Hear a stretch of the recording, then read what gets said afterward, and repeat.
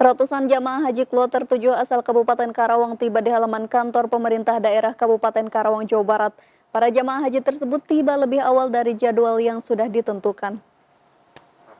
Suasana haru terlihat saat para jamaah haji asal Karawang, Jawa Barat tiba di halaman kantor Pemda setempat.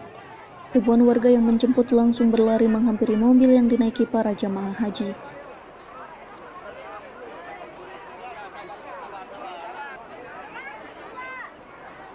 Ratusan jamaah haji kloter 7 asal Kabupaten Karawang ini pulang beberapa jam lebih awal dari jadwal yang sudah ditentukan oleh pihak kantor Kementerian Agama Kabupaten Karawang. Para penjemput langsung memeluk para jamaah haji saat turun dari kendaraan dan mengantarkannya pulang ke rumah. Menurut Kepala Kantor Kementerian Agama Kabupaten Karawang, pihaknya bersyukur atas kedatangan 409 jamaah haji kloter 7 asal Kabupaten Karawang yang kembali dengan selamat dan bisa berkumpul kembali bersama keluarga. Dari Karawang, Jawa Barat, Tim Liputan Kemuning TV.